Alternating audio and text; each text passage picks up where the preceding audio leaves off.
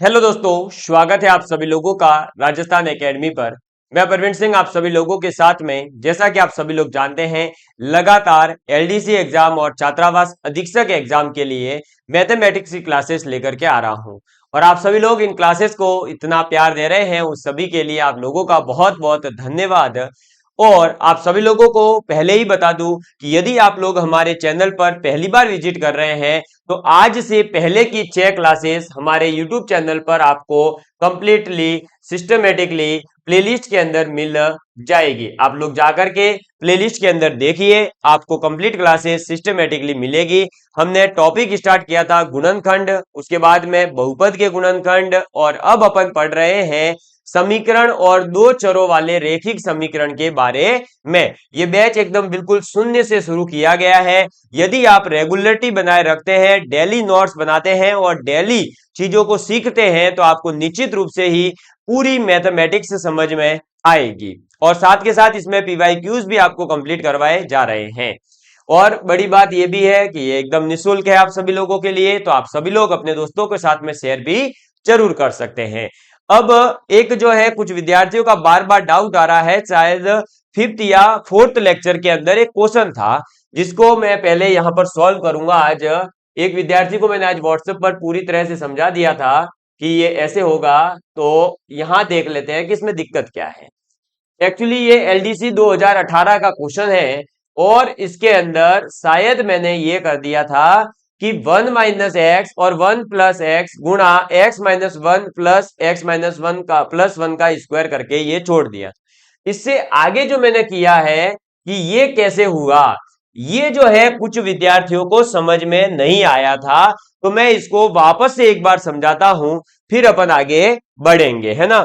क्योंकि हमारा काम है कि भैया कोई डाउट नहीं रह जावे। चलो इसको मैं मिटा देता हूं। मान लीजिए भूल जाइए एक पल के लिए कि इसका आंसर क्या था, और ये जो है इधर इसको मैं ऊपर भेज देता हूं। ये फॉर्मूले हैं जिनका यूज अपन ने किया था, ठीक है। अब देखिए क्या करना होगा, ध्यान से देखिएगा। पहले ये पहले हो चुका है लेकिन वापस समझ लीजिए। यहां लिखा हुआ था 1 माइनस एक्स और 1 प्लस एक्स, ये लिखा हुआ था 1 माइनस एक्स और 1 प्लस एक्स। और फिर आगे था एक्स माइनस 1 और एक्स प्लस 1, और इस पूरे का स्क्वायर था, ठीक है।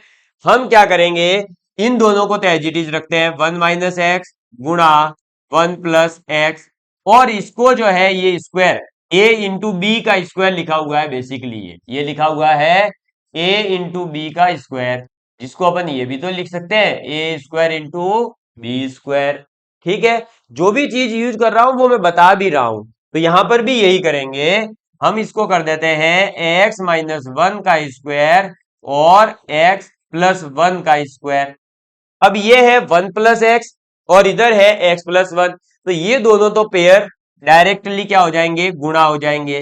भाई 1 प्लस एक्स को हो चाहे एक्स प्लस 1 को, ये ठीक उसी प्रकार है कि 2 प्लस 1 को हो चाहे 1 प्लस 2 को, आएगा तो 3 ही।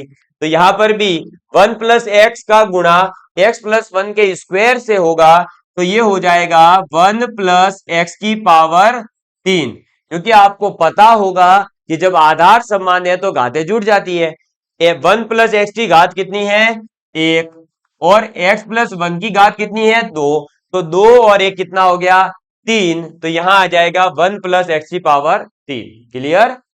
बात आती है 1 माइनस एक्स का गुणा एक्स माइनस 1 के स्क्वायर से, तो हो नहीं सकता क्योंकि ये तो प्लस था इसलिए काम हो गया। लेकिन 1 माइनस एक्स और एक्स माइनस 1 तो अलग अलग है। अगर हम x की वैल्यू 2 लेते हैं तो 1 माइनस 2 कितना होगा, माइनस का 1, जबकि 2 माइनस 1 कितना आएगा, प्लस का 1। तो ये तो दोनों अलग अलग है, इनमें साइन अलग अलग आएंगे। तो हम इनका गुणा करके मैंने क्यूब कैसे लिखा, वो देखिए कैसे लिखा था कि आप लोग ये बताइए। मैं इसके अंदर एक पेज ऐड करता हूं और छोटा सा अच्छा कॉन्सेप्ट है उसको पहले क्लियर करता हूं। आप ये बताइए कि अगर मैं एक्स का स्क्वायर करता हूं तो क्या आएगा, एक्स स्क्वायर। माइनस एक्स का भी अगर मैं स्क्वायर करूंगा तो कितना आएगा, एक्स स्क्वायर ही आएगा या नहीं आएगा। तो मैं ये समझाना चाह रहा हूं कि चाहे प्लस एक्स का स्क्वायर करो चाहे माइनस एक्स का स्क्वायर करो, अल्टीमेटली जो रिजल्ट आएगा वो सेम आता है। यही चीज मैंने वहां पर पीछे यूज करी थी। जैसे कि अपने को पीछे दे रखा है एक्स माइनस वन का स्क्वायर, तो ये बन गया ए माइनस बी का स्क्वायर। इसको जब एक्सपेंड करेंगे यानी इसको जब खोलेंगे ए माइनस बी के स्क्वायर से, तो क्या बनेगा ए स्क्वायर यानी x minus two a b, two a b यानी कि two into x into one और प्लस बी स्क्वायर यानी वन का स्क्वायर हो जाएगा, और वन का स्क्वायर वन ही होता है। तो ये क्या आ गया आपके पास एक्स स्क्वायर माइनस का टू एक्स प्लस का वन। ठीक, और अगर मैं बात करूं वन माइनस एक्स के स्क्वायर की, तो वो क्या आएगा, तो ये भी वापस ए माइनस बी का फॉर्मूला ही लगेगा। अब ए लेकिन हो गया है वन, तो कोई फर्क नहीं पड़ा, वन का square one minus two into x into one plus x square, तो ये हो जाएगा one minus two x plus x square. अब देखिए क्या ये और ये चीज इक्वल नहीं है, इधर लिखा हुआ है x square minus two x, इधर लिखा हुआ है प्लस वन, और नीचे वाले में यहां पर क्या हुआ कि वन की जगह पर आ गया एक्स स्क्वायर और एक्स स्क्वायर की जगह पर चला गया वन, अल्टीमेटली दोनों सेम ही है। तो इसीलिए एक्स माइनस वन के स्क्वायर को आप वन माइनस एक्स स्क्वायर लिख सकते हो, और इसी चीज को मैंने यहां यूज किया था, और मैंने क्या कर दिया था कि वन प्लस एक्स का स्क्वायर तो एज इट इज रहेगा, और वन माइनस एक्स का गुणा अब एक्स माइनस वन से तो हो नहीं सकता, इसीलिए इसको मैंने पलट करके क्या लिख दिया था वन माइनस एक्स का स्क्वायर। ठीक है, और जब इससे रिप्लेस किया तो अब बन गया वन माइनस एक्स गुणा वन माइनस एक्स का स्क्वायर, तो वन माइनस एक्स और वन माइनस एक्स का स्क्वायर गुणा होकर के आ जाएगा वन माइनस एक्स की पावर तीन। अब अगर ये किसी का डाउट रहा हो तो मुझे बता दीजिएगा। ये जो है दो तीन विद्यार्थियों ने बार बार पूछा, इसीलिए मैंने जो है इसको पहले ही आज क्लियर कर दिया है, और अब मुझे उम्मीद है कि आप लोग जो है समझ गए होंगे। ठीक है, चलिए, और अब हम आगे बढ़ते हैं। ये क्वेश्चन समझने के बाद में आज की क्लास को अपन शुरू करते हैं, और आज की क्लास का जो है एक क्वेश्चन हम पहले सॉल्व करेंगे, क्योंकि कल लास्ट क्लास के अंदर मैंने आपको होमवर्क दिया था कि दो रेखिक समीकरणें जो है चरों के अंदर दे रखी होती है, दो चरों में उनको सॉल्व कैसे करते हैं।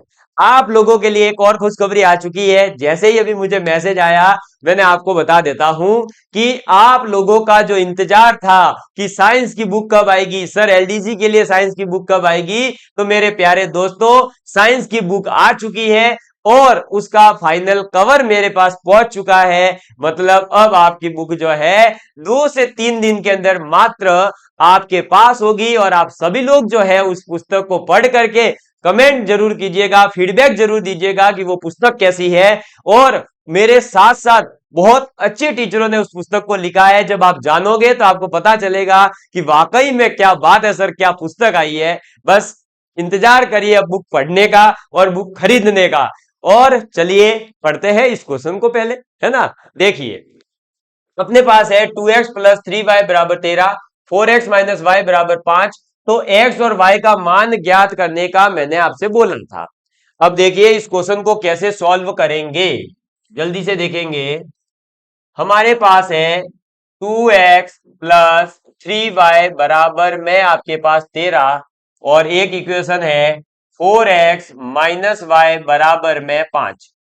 मैंने आपसे ये कहा था कि आप लोगों को क्या करना है, दो इक्वेशन देखते ही किसी भी एक वेरिएबल यानी x या y को उठाना है, और उसका जो गुणांक होता है उस गुणांक को आपको क्या करना है, सेम करना है। अब वो गुणांक सेम करने का तरीका क्या होगा, तो गुणांक सेम करने का तरीका देख लेते हैं। मैंने आपको लास्ट क्लास में भी बताया था, किसी संख्या से गुणा कर दो या भाग दे सकते हो आप। अब देखिए इधर है 4x और इधर है 2x, ये बताइए कि अगर मैं इस 2x का, ये जो 2x आया है इसका गुणा अगर मैं 2 से करूंगा तो देखो 4x बन रहा है ना। ये मत देखो, कुछ लोगों को पता चल गया है ना, तो यहाँ और वाला तरीका लगा रहे होंगे सर इससे आसानी से होगा, वो भी बताऊंगा, लेकिन अभी तो इसको देखो। तो अब ये बताइए कि 2x का गुणा जब 2 से होगा तो 4x बन जाएगा। बस तो अपना काम हो गया, बना दीजिए। ठीक है, तो अब इस पूरी ऊपर वाली समीकरण का 2 से गुणा हो जाएगा, और जैसे ही गुणा होगा 2 से तो क्या बनेगी, 2 इंटू 2x कितना बन गया, 4x, 2 गुणा 3y यानी प्लस का 6y बराबर 13 दूनी 26 आ गया। अब क्या करोगे, माइनस करोगे, मैंने बोला ही था। तो अब इधर ये लाइन खींची और माइनस 4x में से 4x 0, माइनस का y, और उसमें से जब आप माइनस का 6y करोगे तो कितना आएगा बताइए, है माइनस का y है और उसमें से भी माइनस 6y करोगे तो आपको पता होगा, मैंने बता दिया है कि माइनस माइनस होता है प्लस, लेकिन साइन आता है माइनस का। तो माइनस y और माइनस का 6y हो जाएगा माइनस का 7y बराबर 5 है प्लस का और 26 माइनस करना है, तो 5 माइनस 26 जब करोगे, क्या करोगे, 5 माइनस 26 करोगे तो माइनस का 21 आएगा। कितना आएगा, माइनस का 21 आ जाएगा आपके पास में। ठीक है, तो यहां पुट कर देंगे माइनस का 21। अब माइनस से माइनस तो कट जाएगा और 7 से 21 कटेगा 3 बार, तो y बराबर कितना आएगा प्यारे दोस्तों, y बराबर आएगा 3। y बराबर कितना आएगा, 3। जैसे ही y बराबर 3 आया, आप इस y बराबर 3 को पुट कर दीजिए समीकरण के अंदर, कौन सी में, इसमें, तो आपके पास x की वैल्यू निकल करके आ जाएगी। तो 4x माइनस 3 बराबर 5, 4x बराबर हो जाएगा 5, और ये माइनस का 3 है, आपको बताया है जब बराबर के इधर आएगा तो प्लस के 3 में बदल जाएगा। ठीक है, तो 4x बराबर हो गया 5 प्लस 3, तो 4x इज इक्वल टू हो गया 8, और 8 से ये कटेगा तो x इज इक्वल टू आ जाएगा 2। बताइए, x बराबर 2 आ गया, y बराबर 3 आ गया, और क्या चाहिए, x और y का मान ही तो मैंने आपसे पूछा था। तो अब एक तो ये तरीका है कि आप किसी भी जो है संख्या का गुणा करके किसी एक चर के गुणांकों को बराबर बनाइए और फिर उसे आगे सॉल्व कर लीजिए। अब इसी क्वेश्चन को अपन दूसरे तरीके से भी कर सकते थे, वो तरीका मैं आपको बताता हूं। ठीक है, देखेंगे। पहले तो इसको मिटा दूं, ये तो भाई अब माइनस करना तो आपको आता ही है ना। अब तो सीख रहे हो आप, धीरे धीरे बढ़ते जा रहे हो ना आगे। अब लग रहा है मैथमेटिक्स में मजा आ रहा है। अरे गणित में भैया खूब मजा आवेगो, राजस्थानियों की तो वैसे भी थोड़ी गणित तो स्ट्रांग होती ही है, ये ध्यान रखना। इंग्लिश कमजोर जरूर हो गए अपनी, है ना, लेकिन गणित तो अपनी बहुत तेज हो गए। अब देखिए भाई, आप ये कर सकते हो कि जो 2x प्लस 3y बराबर आपके पास 5 था, सॉरी 13 था, है ना, चलो एक सेकेंड, आपके पास क्या था, 2x प्लस 3y बराबर में 13, ये अपने पास में ऑलरेडी एक समीकरण थी। ये थोड़ा सा डार्क हो गया है, चलो, तो ये अपने पास में एक समीकरण थी, और दूसरी समीकरण थी 4x माइनस वाई बराबर में 5। ठीक है, 4x माइनस वाई बराबर में 5। यहां से आप ये कर सकते हो इन दोनों समीकरण में कि किसी एक समीकरण से y का मान निकालिए और उसको दूसरी समीकरण के अंदर पुट कर दीजिए, y के जगह पर आपका आंसर आ जाएगा। ये भी एक तरीका होता है, लेकिन ये तरीका तब यूज करना है जब इस जैसा कोई सामान्य क्वेश्चन एकदम सरल आ जावे। जैसे देखो क्या करोगे अब, तो 4x और इस 5 को इधर ले आएंगे तो ये -5 बदलेगा। ध्यान रखना, माइनस की संख्या बराबर के उधर भेज रहे हो या इधर ला रहे हो तो प्लस में बदलती है, प्लस की संख्या को इधर या उधर कर रहे हो तो माइनस में होगी, ये चीज ध्यान रखिएगा। अब 4x माइनस 5 हो गया, और ये माइनस का y है, जब इधर आएगा तो प्लस का y बन जाएगा। तो y बराबर आ गया आपके पास 4x माइनस 5। इस y के मान को अब आप क्या करो, जिस समीकरण में बची हुई जो दूसरी समीकरण है उसके अंदर पुट कर दीजिए।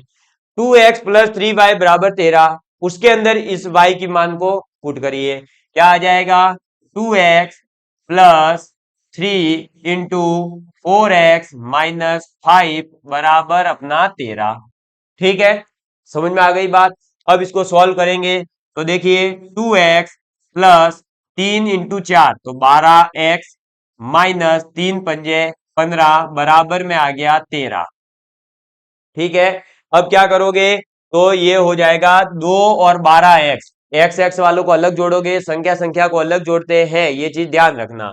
तो 2 और 12 कितना हो जाएगा, 14x, और ये माइनस के 15 जब इधर आएंगे तो 13 और 15 हो जाएंगे 28। तो x बराबर कितना आ जाएगा, 2। x बराबर कितना आ जाएगा, 2 आ जाएगा। क्लियर, x बराबर जब अपने पास 2 आ गया तो फिर इस x बराबर 2 को आप इस समीकरण के अंदर, कौन सी वाली में, जहां से आपने y निकाला था, ये वाला है ना, ये y वाली समीकरण, इसके अंदर पुट करेंगे। मैं इसी बोर्ड पे इसलिए कर रहा हूं ताकि आप स्क्रीनशॉट लें और बाद में व्यवस्थित तरीके से लिखें, तो आपको कोई प्रॉब्लम नहीं हो। x का मान 2 इसके अंदर पुट करो, तो 4 इंटू 2 माइनस 5 बराबर y। 4 टू जा 8, 4 दूनी 8, 4 दूनी 8, 8 माइनस 5 बराबर y, तो y बराबर 3 आ गया।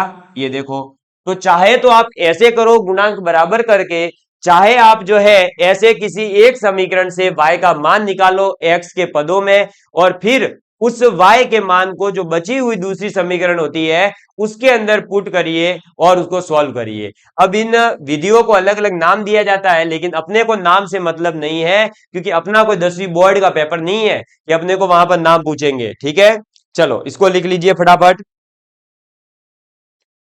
जल्दी से लिख लीजिए, फिर मैं आगे बढ़ रहा हूं। और आप लोगों को यदि समझ में आती है, बातें मेरे द्वारा समझाई जा रही है, जो चीजें आपको पढ़ाई जा रही है, तो आप लोग प्लीज इस वीडियो को शेयर जरूर किया करें और लाइक जरूर किया करें। उस जो है एक थोड़ा सा मोटिवेशन मिलता है आप लोगों के लिए। दिन रात हम मेहनत करने की कोशिश करते हैं, लेकिन जिस दिन आप जो है हमारे वीडियो को शेयर नहीं करते या लाइक नहीं करते, तो फिर हमारे को ये लगता है यार बच्चों को समझ नहीं आ रहा या बच्चों को नहीं पढ़ना है। लेकिन देखिए आप, हम फ्री ऑफ कॉस्ट फिर भी क्लासेस लेकर आ रहे हैं। आज एलडीसी के अंदर आप देखिए कंटिन्यूटी हमने मेंटेन करी, 90 वीडियो अभी तक अपलोड कर चुके हैं साइंस के।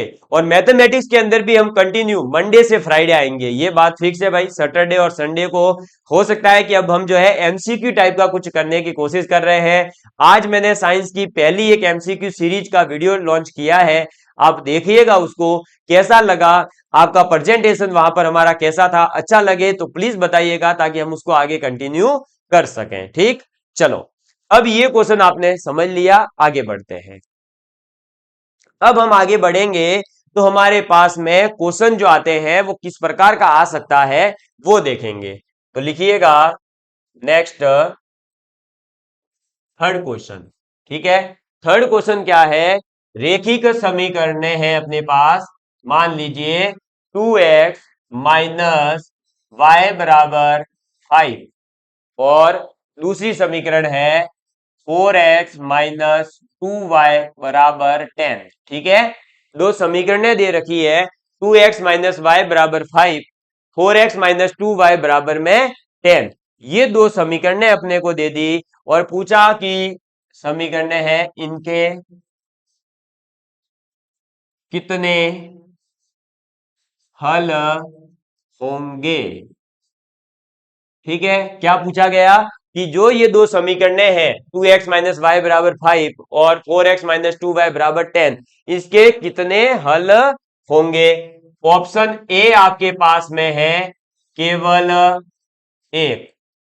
ठीक है, आप सॉल्व करके बताइए। जो कल मैंने आपको 3 लाइनें लिखवाई थी ना कि a1/a2 b1/b2 c1/c2 वाला, उसमें क्या संबंध यहां निकल रहा है, उसी के आधार पर इसका आंसर आ जाएगा। तो पहला है केवल एक, बी ऑप्शन है केवल 2, और सी ऑप्शन है कोई नहीं या अनंत हल ले लीजिए, और चौथा ऑप्शन कोई नहीं बना देंगे। तो तीसरा है अनंत हल, और चौथा डी ऑप्शन जो है वो है कोई नहीं। ठीक है, चौथा ऑप्शन क्या है, कोई नहीं। क्लियर, अब इस क्वेश्चन को आप करेंगे जल्दी से और बताइएगा कि आप लोगों से ये क्वेश्चन सॉल्व हुआ या नहीं हुआ। जल्दी ट्राई करेंगे, अपने दिमाग थोड़ा सा लगाइए। जो कल चीजें मैंने लिखवाई है ना, उन्हीं में से ये क्वेश्चन सॉल्व होने वाला है। अगर आपसे हो जाएगा तो आपको एक कॉन्फिडेंस आएगा कि हाँ अब मुझे गणित आती है, बस और कुछ नहीं है ना। चलो देखिए, तो अब सबसे पहले दोनों समीकरणें जो दे रखी है उनको लिखो भाई। 2x माइनस वाई बराबर 5 और एक समीकरण है 4x माइनस 2y बराबर 10। ठीक, ये दो समीकरणें हैं अपने पास। 2x माइनस वाई बराबर 5, 4x माइनस 2y बराबर 10, ये दो समीकरणें आ गई। अब अगर मैं यहां से इस समीकरण के लिए, आपको पता होगा a1 क्या होता है, x का गुणांक, b1 क्या होता है, y का गुणांक, यानी y के गुणा में क्या है, y के आगे क्या है, तो माइनस है, इसका मतलब -1 है वो। ठीक, क्योंकि 0 होता तो ये y होता ही नहीं इधर। और c बराबर कितना है, तो c बराबर आप कहेंगे 5 कहना है, तो आप फिर जो है बराबर वाले में दोनों जगह 5 या 10 ले लेना। आपकी इच्छा कर रही है कि जो मैंने कल फॉर्मेट लिखवाया था a1x plus b1y plus c1, तो आप 5 को जो है इधर भी लेकर के आ सकते हैं, तो -5 आ जाएगा, उससे कोई फर्क नहीं पड़ने वाला है ना। तो ये 5 ही ले लेते हैं। इधर देखिए a2 कितना है, यानी x का गुणांक इस समीकरण के लिए 4, b2 कितना है -2 और c2 कितना है 10। ठीक है, बस ये गलती मत करना कि इसका 10 जो है इधर लेकर के आ गए और इसके 5 को इधर ही रख लिया, तो फिर क्या हो जाएगा, गड़बड़ हो जाएगी। ऐसा नहीं करना है। अगर आप चाहते हैं कि जो नियतांक पद है, जो कांस्टेंट पद है, तो वो बराबर के इधर ही आए, तो दोनों में इधर ले लेना, 5 को इधर ले जाना, 10 को भी इधर ले जाना। अगर आपकी इच्छा है कि नहीं बराबर के इधर ही रहे, तो इधर ही रखना, कोई दिक्कत नहीं है। साइन के साथ में लेकिन संख्या जरूर लेना। जैसे देखो b1 का मान कितना है, -1, माइनस के साथ लेना है, ऐसे नहीं कि 1 ही ले लो तो गड़बड़ हो जाएगी। अब देखो मैंने क्या बोला था, आप निकालोगे अब a1 upon a2, b1 upon b2 और c1 अपॉन c2, ये मान निकालेंगे। अगर बराबर हो जाते हैं तो यही साइन बीच में रखना, अगर बराबर नहीं हुए तो एक क्रॉस लाइन करेंगे, और क्या करना है बस। अब देखो a1 का मान 2, a2 का मान 4, b1 का मान -1, c1 b2 का मान -2, c1 का मान 5, c2 का मान 10। ठीक है, अब आप क्या करोगे, इसको सिंपल से सिंपल संख्या के अंदर काटोगे। क्या करोगे, एकदम सरलतम इनका जो अनुपात निकल सकता है ना, उस अनुपात में निकालोगे। 2 एकम 2, 2 दूनी 4, तो ये हो गया 1/2। ये ऑलरेडी 1/2 है, इसका माइनस माइनस उड़ा दीजिए, प्लस का 1/2 बन गया, ये भी 1/2 बन गया, प्लस का ये भी 1/2, यानी बराबर है, तो इधर तो ये बराबर सा ही नहीं रहेगा। 5 एकम 5, 5 दूनी 10। इसका मतलब अगर हम अनुपात देखें तो क्या आ रहा है, 1/2 बराबर 1/2 बराबर 1/2, यही आ रहा है। तो जब a1 अपॉन a2 बराबर b1 अपॉन b2 बराबर c1 अपॉन c2 होता है, तीनों अनुपात जब बराबर होते हैं, तो ये दोनों समीकरण कौन सी रेखाओं को प्रदर्शित करते हैं, तो ये आपके कौन सी रेखा को प्रदर्शित कर रहे हैं, बताइए, कोइंसिडेंट, यानी एक ही रेखा को ये दोनों समीकरणें अलग अलग रूप में दिखा करके आपको प्रेजेंट की जा रही है। यानी दोनों है एक ही चीज, लेकिन आपको क्या किया जा रहा है, अलग अलग दिखाया जा रहा है, अलग अलग रूप दिखाए जा रहे हैं, है दोनों एक के एक। तो यहां पर बताइए, ऐसे में जब ये a1/a2 बराबर b1/b2 बराबर c1/c2 होता है, तो हल कितने होते हैं, ये देखो मैंने लिखवाया था या नहीं, ये देखो a1/a2 b1/b2 c1/c2 अगर बराबर हो तो अनंत हल होते हैं, और ऐसी रेखाएं कैसी होती है, समांगी होती है। तो यहां पर अब बताइए क्या आंसर हो जाएगा, बिल्कुल सही आप बोल रहे हैं, अनंत हल। कितने हल, अनंत हल हो जाएंगे। यानी ऑप्शन आपका कौन सा सही होगा, तो ऑप्शन नंबर आपका सी सही हो जाएगा, एकदम परफेक्ट सी ऑप्शन हो जाएगा। समझ में आ गई बात, आपको मजा आ रहा है पढ़ने में। और अगर आप लोगों को ये चीजें समझ आ रही है, तो आप ये मान के चलिए कि गुणनखंड में से एक क्वेश्चन आपका, एक या दो क्वेश्चन आएंगे वो सही हो जाएंगे।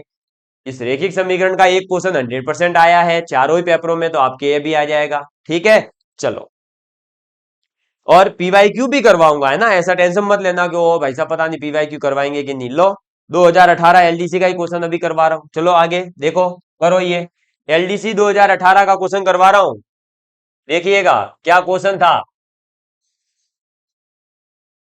क्वेश्चन नंबर 4 आज का क्वेश्चन था, निम्न समीकरणों में से किस युग्म के लिए हल विद्यमान नहीं है। मतलब आपको चार जो ऑप्शन दिए गए थे उनमें से यह पता लगाना था कि कौन से हल का जो है आपके क्या नहीं है, हल नहीं है। ठीक है, ये पूछा था। देखेंगे हम, मैं डायरेक्ट अब ऑप्शन लिख रहा हूं। ए ऑप्शन था आपके सामने x माइनस 2y बराबर 0। ठीक, एंड जो इसके साथ युग्म बना रहा है वो कौन सा है रेखा, तो 3x प्लस 4y माइनस 20 बराबर 0, ये पहला ऑप्शन था।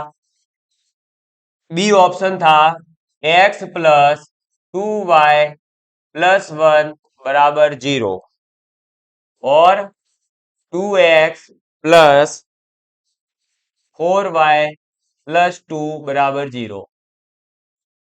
सी ऑप्शन था 2x माइनस वाई बराबर 0 और x माइनस 2y बराबर 0।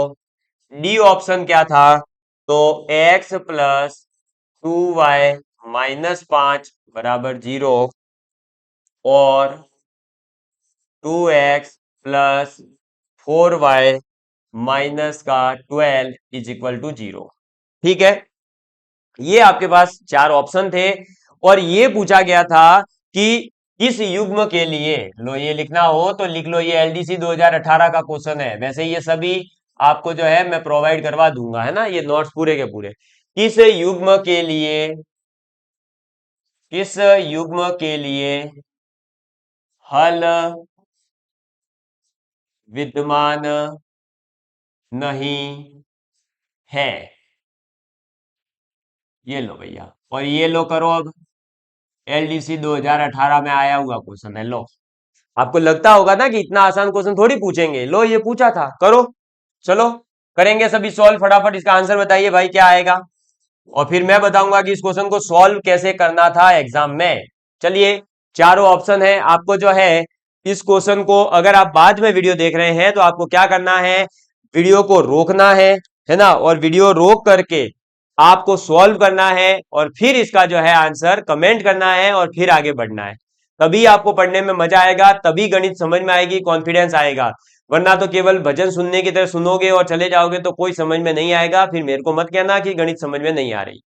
देखो अब क्या करोगे, चारों ही ऑप्शन के लिए आप a1 upon a2, b1 upon b2, c1 upon c2 निकाल दो, है ना। पहले ए ऑप्शन की बात करते हैं, तो अब मैं यहाँ पर लिखूंगा नहीं कि a1 कौन है, b1 कौन है, c1 कौन है, आप खुद समझ जाइए। x का जो गुणांक होता है वो a1 होता है इस समीकरण के लिए। तो इधर देखो x का आगे क्या था 1, डिवाइड इसका क्या था 3, बराबर इसका क्या है b1 माइनस 2, इधर क्या है प्लस का 4, बराबर इधर c1 का मान कितना है, तो देखिए अब इसमें जो है -20 इधर है, तो इसमें भी आपको क्या करना होगा, कुछ भी नहीं है तो इसका मतलब 0 ही मानना है, कुछ और दिमाग मत लगाना। तो इधर तो हो गया 0, पहली वाली समीकरण के लिए c कुछ है ही नहीं, c1 का मान 0, और दूसरी वाली समीकरण के लिए c2 का मान है माइनस का 20। ठीक है, अब कोई हल नहीं है, पहली चीज तो ये पूछा है, कोई हल कब नहीं होगा, तो आपको ये कंडीशन अगर पता है तो आपका आंसर आ जाएगा। कोई हल तब नहीं होगा जब a1 अपॉन a2 बराबर हो c1 upon sorry a1 upon a2 बराबर हो b1 अपॉन b2 के, लेकिन b1 अपॉन b2 और a1 upon a2 c1 upon c2 के बराबर नहीं होना चाहिए। ये थी कंडीशन, देख लो इधर लिख लेता हूं एक बार ताकि याद आ जावे, कल लिखवा रखी आप ध्यान से देखी होगी तो याद होगी कि ये होना चाहिए, यही बताया था।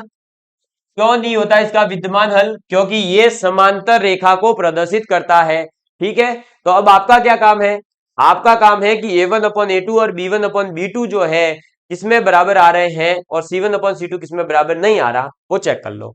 तो देखिए इधर क्या होगा 1/3 है और ये 2 1 जा 2 और 2 2 जा 4, 1/2 आएगा। इसका मतलब ए ऑप्शन में तो तीनों के तीनों बराबर नहीं है, a1 upon a2, b1 upon b2, c1 upon c2 तीनों ही अनुपात बराबर में नहीं है। तो ये तो क्या हो गया, ये प्रतिच्छेदी रेखाएं हो गई, इसको छोड़ो, बी ऑप्शन पे आ जाओ।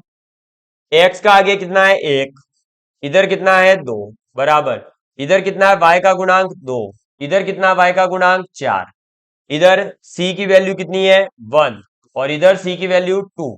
अगर आप इसको देखेंगे तो इसमें ये सिंपल है 1/2 और 2 1 जा 2 2 2 जा 4, 1/2 1/2 1/2, तीनों के तीनों अनुपात बराबर है, यानी कि ये तो हो गई समांगी रेखा। कैसी हो गई? समांगी रेखा। लेकिन हमको तो ये चाहिए नहीं, तीनों बराबर थोड़ी चाहिए, ये प्रतिच्छेदी रेखा है। हम एक ही क्वेश्चन में सभी टाइप के क्वेश्चंस को देख लेंगे। ये कैसी रेखाएं थी? प्रतिच्छेदी। ये भी तो पूछा जा सकता था कि निम्न में से कौन सा युग्म संयुग्मी रेखा समांगी रेखाओं को रिप्रेजेंट करता है, तो वो बी ऑप्शन हो जाता। अगर प्रतिच्छेदी रेखा का पूछता तो बी ए ऑप्शन हो जाता। अब हम चेक करेंगे सी ऑप्शन। देखिए सी ऑप्शन में क्या है, तो x का गुणांक है 2, इधर x का गुणांक 1 बराबर, इधर y का गुणांक है -1 और इधर कितना है -2, ठीक है। और c तो 0/0।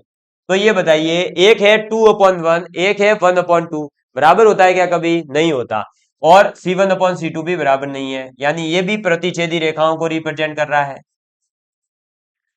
ठीक है, चलो ये भी इसका काम कंप्लीट। अब बचा ही केवल डी ऑप्शन है, तो कुछ लोग तो यही कहेंगे कि हाँ भैया डी आंसर हो गया, ठीक है। लेकिन मैं कहूंगा चेक कर लेते हैं एक बार, क्या पता ये क्वेश्चन डिलीट हुआ हो, मेरे को थोड़ी पता है, हुआ भी होगा डिलीट तो क्या पता। अब देख लो, x का गुणांक 1, x का गुणांक 2 बराबर, ये y का गुणांक 2, y का गुणांक 4 बराबर, c की वैल्यू -5, c की वैल्यू -12। तो अब देखिए शायद ऑप्शन मिल गया आपको भाई, 2 1 जा 2 2 2 जा 4, ठीक है। तो 1/2 बराबर 1/2, यानी a1/a2 बराबर b1/b2 है। लेकिन अगर c1/c2 की बात करें तो 5/12 है, इसका मतलब c1/c2 का अनुपात बराबर नहीं है। तो ऑप्शन कौन सा हो जाएगा आपका? डी ऑप्शन हो जाएगा। और ये एलडीसी के अंदर पूछा गया क्वेश्चन है। अब बताइए आपको क्या विश्वास हुआ कि ऐसे ही क्वेश्चन आएंगे? हमें तो केवल घर से क्या करके जाना है, कैलकुलेशन की प्रैक्टिस करके जानी है, और जो कॉन्सेप्ट बताए जा रहे हैं थ्योरी के रूप में उनको याद करके जाना है। आपका एक भी क्वेश्चन जो है इधर उधर नहीं होगा। और भी बहुत सारे क्वेश्चन आए हुए हैं, ठीक है। उन सभी क्वेश्चंस को अब हमें बेसिकली वैसे भी क्वेश्चन प्रैक्टिस ही करनी है। और अभी तो आपको जो ये समीकरणें हैं बिल्कुल लीनियर दिख रही है, कुछ समीकरणें अलग फॉर्मेट में भी आती है, उनकी बात अपन कल की क्लास में करेंगे। और उम्मीद है कि कल की क्लास में ही मैं इस टॉपिक के जो एलडीसी में आए हुए क्वेश्चन थे उनको सभी को एक साथ निपटा करके अपन इस टॉपिक को पूरा करेंगे और द्विघात समीकरण की ओर बढ़ेंगे। तो love you all of you, please take care and please share with your friends. जय हिंद, जय भारत। चलिए आगे पढ़ते रहिए और बढ़ते रहिए और स्वस्थ रहिए। धन्यवाद।